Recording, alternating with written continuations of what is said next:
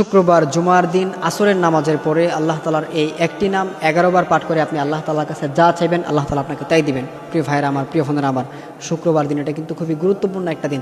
শুক্রবার এটা কিন্তু একটা আমলের দিন। শুক্রবার এটা কিন্তু খুবই স্পেশাল একটা দিন। বিশেষ করে শুক্রবারের আসরের পরের যে সময়টা রয়েছে এটা কিন্তু খুবই দোয়া কবুলের একটা অন্যতম সময়।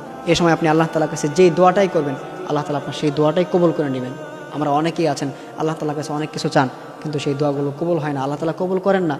দোয়ার যে একটা সিস্টেম রয়েছে, দোয়ার যে একটা পদ্ধতি রয়েছে, কীভাবে আল্লাহ তাআলার কাছে চাইলে আমরা আল্লাহ তাআলা আমাদের দোয়াগুলো কবুল করবেন, এই সিস্টেমগুলো আমাদের জানা নেই। প্রিয় ভাইরা আমার, আপনি যদি আল্লাহ তাআলার এই একটি নামের ওসিলায় আপনি আল্লাহ তাআলার কাছে চাইতে পারেন, এই নামটি 11 বার পাঠ করে আপনি আল্লাহ তাআলার কাছে দোয়া করতে পারেন, ইনশাআল্লাহ তাআলা আল্লাহ তাআলা আপনার সকল সমস্যা দূর করে দেবেন। আল্লাহ তাআলা আপনার মনের আশাগুলো পূরণ করে নেবেন। সেই নামটি হচ্ছে ইয়া হাইয়্যু ইয়া কাইয়্যুম, ইয়া হাইয়্যু ইয়া কাইয়্যুম।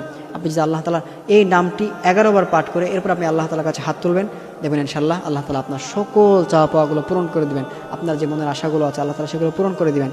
কেননা আল্লাহ তাআলা কোরআনে বলে দিয়েছেন, ওয়ালিল্লাহিল আসমাউল হুসনা ফাদউহু বিহা।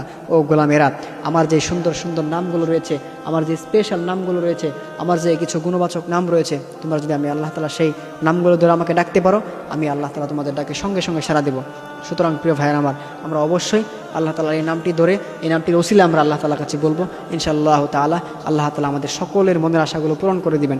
আমাদের যে সমস্যাগুলো আছে আমরা আল্লাহ তাআলার কাছে বলবো যে আল্লাহ, আমি খুব বিপদের মধ্যে আছি, আমি খুব মুসিবতের মধ্যে আছি, আল্লাহ তাআলা আপনি আমাকে বিপদ থেকে উদ্ধার করে দেন, আপনি আমাকে মুসিবত থেকে উদ্ধার করে দেন, আপনি আমাকে ফিরিয়ে দিলে আমি কোথায় যাব?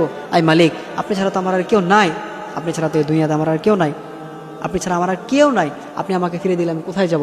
একটা ভিক্ষুক যখন একটা অন্য দরজায় গিয়ে একটা মালিকের দরজায় গিয়ে নক করে, তখন সেই মালিকটা যখন তাকে ফিরিয়ে দেয় সে আরেকটা দরজায় গিয়ে নক করে, কিন্তু আই মালিক, আপনি ছাড়া তো আমার আর কেউ নাই, আপনি আমাকে ফিরিয়ে দিলে আমি কোথায় যাব? আমি কার কাছে যাব? আই মালিক, আপনার ছাড়া তো আমার আর কেউ নাই। এরকম করে আপনি আল্লাহ তাআলার কাছে বলবেন, দেখবেন ইনশাআল্লাহ আল্লাহ তাআলা আপনার মনের আশাগুলো পূরণ করে দেবেন।